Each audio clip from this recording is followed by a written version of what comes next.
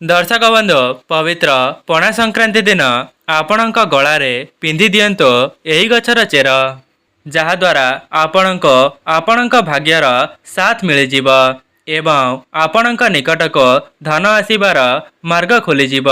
जदि आपण माने पूर्वरु ऋण करजरे फसी जाइथिले तेबे आपणकर समस्त ऋण करज खूब शीघ्र दूर होइजिब। ता सहित आपण माने जेउ भी क्षेत्र रे कार्य करिवे सेथिरे आपणक शुभाशुभ फल देखिबा पई मिलिब। दर्शक बंधु आमर सनातन धर्म रे अनेक गुड़िए महत्व एवं गुरुत्वपूर्ण कथा रही अछि। जेमिति कि जदि आपण माने विशेष दिन मानकरे विशेष उपाय को करि देउछंती तेबे आपणक जीवन रे उन्नति आसीब। सेथिपई आमर सनातन धर्म रे एमिति किछि वृक्षलता रही जार सठिक प्रयोग द्वारा आपण माने धनवान होई परिबे। दर्शक बंधु कण आपण माने जानिछंती एमिति भी किछि वृक्षलता अछंती जेउ माने मनुष्य जीवनर सबु प्रकारर अशांति धनजनित समस्या सबको दूर करिबार क्षमता रखिथांती। दर्शक बंधु वृक्षलता मानक निकटर आमे माने अनेक प्रकारर आयुर्वेदिक गुण को प्राप्त करिथांती। ता सहित सेई वृक्षलतांकर तांत्रिक प्रयोग द्वारा आपण माने मध्य निजे धनवान होई परिबे। एवं आयुर्वेदिक शास्त्र रे एमिति किछि वृक्षलता अछंती जेउ गुड़िक मनुष्यर बहुत बड़ रोग को दूर करिबार क्षमता रखिथांती जहाँकि आपण माने पूर्व कालरू शुणी आसुथिबे। जेमिति कि तुलसी गछ बेल गछ ओस्त गछ एवं निम्ब गछ जहाँकि आम मानक जीवन रे एही वृक्षलता मानकर बहुत अधिक महत्व रही। दर्शक बंधु आपण मानक मनरे प्रश्न आसुथिबो जे आमे माने ओस्त गछर पूजा काहेकि करिथाओ। तेबे आपण माने जानी रखिबा उचित जे ओस्त गछ को देववृक्ष सहित समान बोली मान्यता रही जहाँकि सेई वृक्ष भितरे एमिति किछि चमत्कारी शक्ति भरी होई रही जहाँकि खूब कम समय मध्यरे आपण माननको चमत्कारी शक्ति प्रदान करिथाए। दर्शक बंधु मु आपण माननको भिडियोर आगरे एमिति किछि वृक्ष विषय रे बताइबा पई जाउछि जहाकु आपण माने पवित्र पणा संक्रांति दिन आपणक घर को नहीं आसी सेई चेर को डेउरिया रे पुरई सेई चेर को ताबिज रे भर्ती करी जदि आपणक गलारे किंबा हातरे धारण करूछंती तेबे आपणक जीवनर समस्त समस्या क्षणिकरे दूर होइजिब। दर्शक बंधु सेई वृक्षलता विषय रे जानिबा पूर्वर आपण माननको अनुरोध वीडियोटी को लाइक करी कमेंट बॉक्स रे जय मां लक्ष्मी जय जगन्नाथ अवश्य लिखि दियंतो। चैनल टी रे नुआ थिले चैनल टी को सब्सक्राइब करि दियंतो। दर्शक बंधु जदि आपण माने निज जीवन रे बहुत दुख कष्ट रे निज जीवन को अतिबाहित करूछंती जेमिति कि धनजनित समस्या ऋण करज जनित समस्या किंबा चाकरी क्षेत्र रे आपणको शुभाशुभ फल मिली पारु नाही। जदि आपण माने समस्त समस्यार मुक्ति पाइबा पई चाहुछंती नूतन चाकरीटीए पाइबा पई चाहुछंती किंबा आपणक व्यापार वाणिज्य रे लाभ करिबा पई चाहुछंती तेबे एही पवित्र पणा संक्रांति दिन एही गछर चेर को आपण माने धारण करंतो।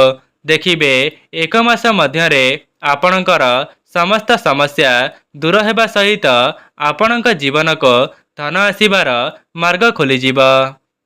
आज्ञा हाँ दर्शक बंधु मु आपण माननको जेउ 5टी गछर चेर विषय रे कहिबा पई जाउछि जदि आपण माने सेथि मध्यरो कौनसी गोटिए गछर चेर को आपणक घर को नहीं आसुछंती ताहा भी पणा संक्रांति दिन एवं सेई चेरर सठिक विधि विधान द्वारा जदि आपण माने धारण करूछंती तेबे देखिबे केते मात्रा रे आपण माननको चमत्कार देखिबा पई मिलुछि। तेबे आपण माने जदि पणा संक्रांति पूर्व दिन एही गछर चेर गुड़ी को संग्रह करि पारुछंती तेबे भल कथा। जदि भी आपण माने पणा संक्रांति पूर्व दिन सेई चेर को आनी पारु नाहंती तेबे ପଣା ସଂକ୍ରାନ୍ତି ଦିନ ନିଶ୍ଚିନ୍ତ ନେଇ ଆସନ୍ତୁ। କାହିଁକି ନା ପଣା ସଂକ୍ରାନ୍ତି ପୂର୍ବ ଦିନ ଏହି ଗଛକୁ ଆଣିବା ଦ୍ୱାରା ଆପଣମାନେ ନିଜେ ଏହି ଉପାୟଟିକୁ କରିପାରିବେ। କାହିଁକି ନା ପଣା ସଂକ୍ରାନ୍ତି ଦିନ କୌଣସି ଗଛକୁ ଓପଡ଼ା ଯାଇନଥାଏ କିମ୍ବା କଟା ଯାଇନଥାଏ। ସେଥିପାଇଁ ଯଦି ଆପଣଙ୍କ ଦ୍ୱାରା ସମ୍ଭବ ହେଉଛି ତେବେ ପଣା ସଂକ୍ରାନ୍ତି ପୂର୍ବ ଦିନ ସେହି ଗଛକୁ ନେଇ ଆସିବେ। କିନ୍ତୁ ଯଦି ବ୍ୟସ୍ତବହୁଳ ଜୀବନ ମଧ୍ୟରେ ଆପଣମାନେ ଏପରି କରିପାରୁନାହାନ୍ତି ତେବେ ପଣା ସଂକ୍ରାନ୍ତି ଦିନ ଏହି ଗଛକୁ ଆଣିପାରିବେ।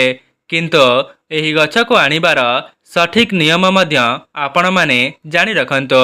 ଯଦି ପଣା ସଂକ୍ରାନ୍ତି ଦିନ ସେହି ଗଛଟିକୁ ଆଣିବେ ତେବେ ସେହି ଗଛର ମୂଳେ ଯାଇ ଆପଣମାନେ ପ୍ରାର୍ଥନା କରିବେ, ହେ ବୃକ୍ଷ ଦେବତା, ମୁଁ ଆପଣଙ୍କୁ ମୋ ଭାଗ୍ୟର ଉନ୍ନତି ପାଇଁ ନେବା ପାଇଁ ଆସିଛି। ଆପଣ କୃପା କରି ମୋ ସହିତ ଚାଲି ଆସନ୍ତୁ।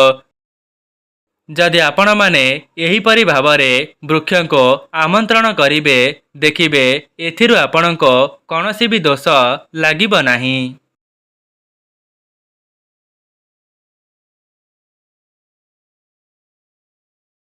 ଯଦି ଆପଣମାନେ ଏହିଭଳି ଭାବରେ ବୃକ୍ଷଙ୍କୁ ଆମନ୍ତ୍ରଣ କରିବେ ଦେଖିବେ ଆପଣଙ୍କୁ ସେଥିରୁ କୌଣସି ବି ଦୋଷ ଲାଗିବ ନାହିଁ।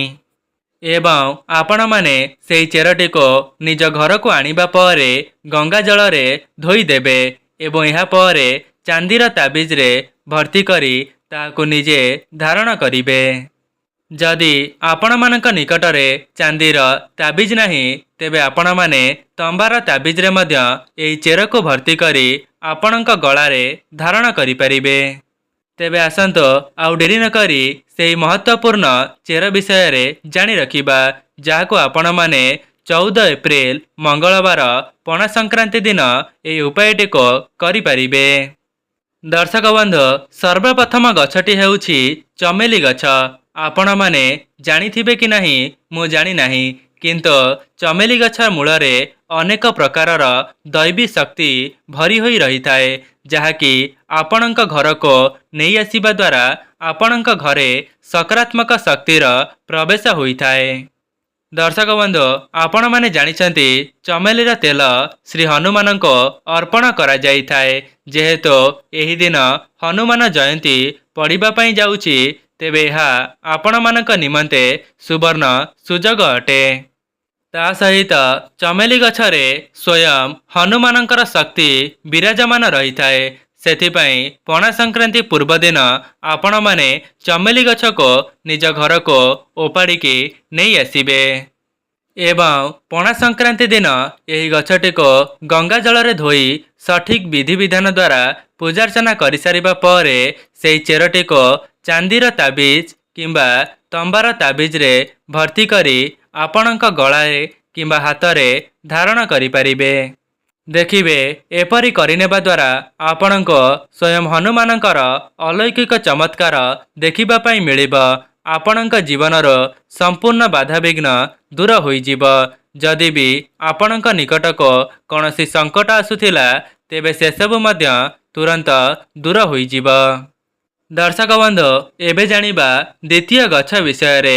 ଦ୍ୱିତୀୟ ଗଛଟି ହେଉଛି ଅପମାର୍ଗର ଗଛ, ଯାହାକୁ ଅନେକ ଜାଗାଗୁଡ଼ିକରେ ଗୁଗୁଚିଆ ଗଛ ବୋଲି ଶୁଣାଯାଇଥାଏ ଏବଂ ଆମେମାନେ ଏହି ଗଛଟିକୁ ଅତ୍ୟନ୍ତ ସାଧାରଣ ଗଛ ବୋଲି ଭାବି ନେଇଥାଉ, ଯାହାକି ତନ୍ତ୍ରଶାସ୍ତ୍ରରେ ଏହି ଗଛର ବହୁତ ଗୁଡ଼ିକ ଅଲୌକିକ ଶକ୍ତି ବିଷୟରେ ବର୍ଣ୍ଣନା କରାଯାଇଛି, ଯାହାକୁ ଆମେମାନେ ସଠିକ୍ ଉପାୟରେ କରିନେବା ଦ୍ୱାରା ଆମ ଜୀବନର ସମ୍ପୂର୍ଣ୍ଣ ବାଧାବିଘ୍ନ ଦୂର ହେବା ସହିତ ଆମ ଜୀବନରେ ବହୁତ ବଡ଼ ପରିବର୍ତ୍ତନ ଆସିଯାଇଥାଏ।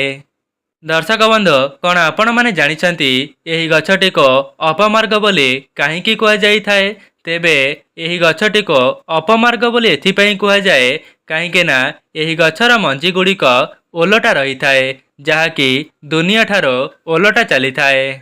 ଦର୍ଶକ ବନ୍ଧୁ, ପୂର୍ବକାଳର ସନ୍ଥ ମୁନି ଋଷିମାନେ ଏହି ଗଛର ସଠିକ୍ ଉପାୟକୁ କରିନେଉଥିଲେ, ଯାହାକି ସେମାନେ ଏହି ମଞ୍ଜିର କ୍ଷୀରିକୁ ପ୍ରସ୍ତୁତ କରି ଖାଇବା ଦ୍ୱାରା ସେମାନଙ୍କୁ 1 ମାସ ପର୍ଯ୍ୟନ୍ତ ଭୋକ ଏବଂ ଶୋଷ ଲାଗୁନଥିଲା, ଯାହାଦ୍ୱାରା ସେମାନେ ନିରନ୍ତର ତପସ୍ୟା କରିପାରୁଥିଲେ। ସେଥିପାଇଁ ଯେଉଁମାନେ ବି ଏହି ଭିଡ଼ିଓଟିକୁ ଦେଖୁଛନ୍ତି ଆପଣମାନେ ପଣା ସଂକ୍ରାନ୍ତି ପୂର୍ବ ଦିନରୁ ହିଁ ଏହି ଗଛର ଚେରଟିକୁ ନିଜ ଘରକୁ ନେଇ ଆସନ୍ତୁ ଏବଂ ଠିକ୍ ସେହିପରି ପଣା ସଂକ୍ରାନ୍ତି ଦିନ ଗଙ୍ଗା ଜଳରେ ଧୋଇ ଭଲ ଭାବରେ ପୂଜାର୍ଚ୍ଚନା କରିନେଇ ଆପଣମାନେ ତମ୍ବା କିମ୍ବା ଚାନ୍ଦିର ତାବିଜରେ ଭର୍ତ୍ତି କରି ଆପଣଙ୍କ ଗଳାରେ କିମ୍ବା ହାତରେ ଧାରଣ କରିଦେବେ, ଯାହାକୁ କରିନେବା ଦ୍ୱାରା ଆପଣଙ୍କର ସମସ୍ତ ଶତ୍ରୁମାନେ ନାଶ ହୋଇଯିବେ ଏବଂ ଆପଣଙ୍କର କୌଣସି ବି କ୍ଷତି କରିପାରିବେ ନାହିଁ। ଏବଂ ଆପଣମାନେ ଏହାକୁ ଧାରଣ କରିବା ଦ୍ୱାରା ଆପଣଙ୍କ ଭିତରେ ଅଲୌକିକ ଶକ୍ତି ପ୍ରବେଶ କରିଥାଏ, ଯାହାଦ୍ୱାରା ଆପଣମାନେ ଯେଉଁ ବି କାର୍ଯ୍ୟରେ କାମ କରିବେ ସେଥିରୁ ଆପଣଙ୍କୁ 100% ଶୁଭ ଫଳ ମିଳିବ। ତେବେ ସେଥିପାଇଁ ଆପଣମାନେ ପବିତ୍ର ପଣା ସଂକ୍ରାନ୍ତି ଦିନ ଏହି ଗଛର ଚେରକୁ ଧାରଣ କରନ୍ତୁ ଏବଂ ଏହି ଶକ୍ତିର ଲାଭ ଉଠାନ୍ତୁ। ଦର୍ଶକ ବନ୍ଧୁ, ଆପଣମାନେ ଏହି ଚେରକୁ ଧାରଣ କରିବା ଦ୍ୱାରା ଆପଣଙ୍କର ନବଗ୍ରହ ମଜବୁତ ହୋଇଯାଆନ୍ତି ଏବଂ ଯଦି ଆପଣମାନେ କୌଣସି ଗ୍ରହ ଦଶାରେ ପୀଡ଼ିତ ଥିଲେ ତେବେ ସେସବୁ ଦୂର ହେବା ସହିତ ଆପଣଙ୍କ ଭାଗ୍ୟ ତୁରନ୍ତ ହିଁ ପରିବର୍ତ୍ତନ ହୋଇଯିବ। ଦର୍ଶକ ବନ୍ଧୁ, ତୃତୀୟରେ ହେଉଛି ବରଗଛର ଜଟା, ଯାହାକୁ ଆପଣମାନେ ଅତି ସାଧାରଣ ବୋଲି ଭାବି ନେଇଥିବେ, କିନ୍ତୁ ଆମର ତନ୍ତ୍ରଶାସ୍ତ୍ରରେ ବରଗଛକୁ ଦେବବୃକ୍ଷ ସହିତ ତୁଳନା କରାଯାଇଛି, ଯାହାକି ଆପଣମାନେ ଅନେକ ଜାଗାରେ ଦେଖିବାକୁ ପାଇଥିବେ। ଯେମିତିକି ସଧବା ନାରୀମାନେ ସାବିତ୍ରୀ ବ୍ରତ ଦିନ ବରଗଛର ପୂଜା କରିଥାନ୍ତି, ଯାହାକି ବରଗଛରେ ସମସ୍ତ ଦେବାଦେବୀମାନେ ବାସ କରିଥାନ୍ତି ଏବଂ ସେହି ଗଛଟି ଅଲୌକିକ ଶକ୍ତିରେ ପରିଣତ ହୋଇଯାଇଥାଏ। ସେଥିପାଇଁ ଯଦି ଆପଣମାନେ ମଧ୍ୟ ଆପଣଙ୍କ ଜୀବନର ଦୁଃଖ କଷ୍ଟକୁ ଦୂର କରି ଆପଣଙ୍କ ଜୀବନରେ ସୁଖର ଆଗମନ କରାଇବା ପାଇଁ ଚାହୁଁଛନ୍ତି, ତେବେ ପଣା ସଂକ୍ରାନ୍ତି ପୂର୍ବ ଦିନ ବରଗଛର ଜଟାକୁ ଆପଣଙ୍କ ଘରକୁ ନେଇ ଆସନ୍ତୁ ଏବଂ ପଣା ସଂକ୍ରାନ୍ତି ଦିନ ଏହାର ପୂଜା କରି ନିଜ ଗଳାରେ କିମ୍ବା ହାତରେ ଧାରଣ କରିପାରିବେ। ଚତୁର୍ଥ ଗଛଟି ହେଉଛି ଧଳା ଅରଖର ଚେର, ଯାହାକୁ ଆପଣମାନେ ଅତି ସାଧାରଣ ବୋଲି ଭାବି ନେଇଥିବେ, ତେବେ ଏହି ଗଛରେ ଅନେକ ପ୍ରକାରର ଦୈବୀ ଶକ୍ତିଙ୍କର ବାସ ହୋଇଥାଏ ଏବଂ ଏହି ଗଛର ଚେରରେ ସ୍ୱୟଂ ଶ୍ରୀ ଗଣେଶଙ୍କର ଆକୃତି ସଦୃଶ ହୋଇଯାଇଥାଏ। ଦର୍ଶକ ବନ୍ଧୁ, ଶାସ୍ତ୍ରରେ ମାନ୍ୟତା ଅଛି, ଯେଉଁ ଅରଖ ଗଛଟି 11.5 ବର୍ଷର ଅଧିକ ହୋଇଯାଇଥାଏ ତେବେ ସେହି ଗଛର ଚେରଟି ଶ୍ରୀ ଗଣେଶଙ୍କ ଶୁଣ୍ଢର ଆକୃତି ନେଇଯାଇଥାଏ। ଯଦି ଆପଣମାନେ ମଧ୍ୟ ଆପଣଙ୍କ ଭାଗ୍ୟରେ ଉନ୍ନତି ଚାହୁଁଛନ୍ତି ଏବଂ ରିଦ୍ଧି ସିଦ୍ଧି ଶୁଭ ଲାଭକୁ ପ୍ରାପ୍ତ କରିବା ପାଇଁ ଚାହୁଁଛନ୍ତି, ତେବେ ଆପଣମାନେ ପଣା ସଂକ୍ରାନ୍ତି ପୂର୍ବ ଦିନ ସେହି ଗଛର ଚେରକୁ ନେଇ ଆସନ୍ତୁ। ଦର୍ଶକ ବନ୍ଧୁ, ଗୋଟିଏ କଥାର ଧ୍ୟାନ ରଖିବେ, ଆପଣମାନେ କେବଳ ଧଳା ଅରଖ ଗଛର ଚେରକୁ ଆଣିବେ, କାହିଁକି ନା ଦୁଇ ପ୍ରକାରର ଅରଖ ରହିଥାଏ, ଗୋଟିଏ ନୀଳ ରଙ୍ଗର ଆଉ ଗୋଟିଏ ଧଳା ରଙ୍ଗର।